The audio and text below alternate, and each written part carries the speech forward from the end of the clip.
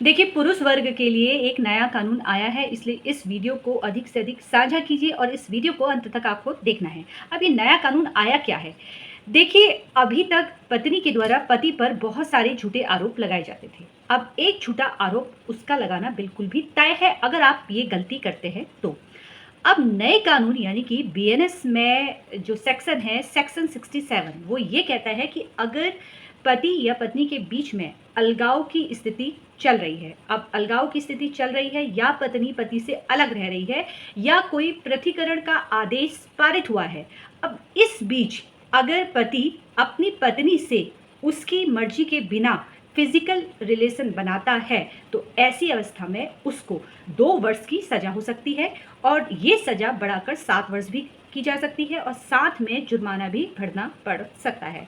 अब दिक्कत ये है कि पति पत्नी अलग हो गए। अब सेक्शन 9 का आपको पृथक्करण का आपने केस भी किया है। अब इस बीच आपकी पत्नी और आपके मध्य कुछ दिनों से बात होने लगी और पत्नी के द्वारा ये कहा जाता है कि आप आइए, मुझसे बात कीजिए और इस स्थिति में दोनों मिलते हैं और उन दोनों के मध्य फिजिकल रिलेशन बन जाता है।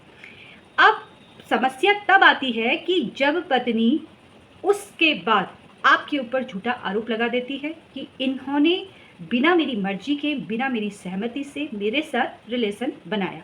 अब ये झूठा आरोप अगर वो फिर दोबारा आपके ऊपर लगाती है तो ऐसी अवस्था में बीएनएस के सेक्शन 67 के तहत कार्यवाही होगी और आपको मैं ये बता दूं कि ऐसी अवस्था में आपको 2 वर्ष की सज़ा का इसमें प्रावधान है। साथ में ये सज़ा बढ़ाई जा सकती है। ये सज़ा जो है, ये सज़ा बढ़कर 7 साल की हो सकती है और साथ में जुर्माना भी भरना पड़ सकता है। इसलिए अगर पृथक्करण का आदेश पारित हो चुका है या पत्नी आपसे अलगाव की स्थिति में अलग रह रही है तो ऐसी अवस्था में अगर आप बिना उनकी सहमति के संबंध बनाते हैं तो ऐसी अवस्था में याद रखिए 2 साल की सज़ा का प्रावधान है और ये सज़ा बढ़ाई भी जा सकती है, ये 7 साल तक की जा सकती है।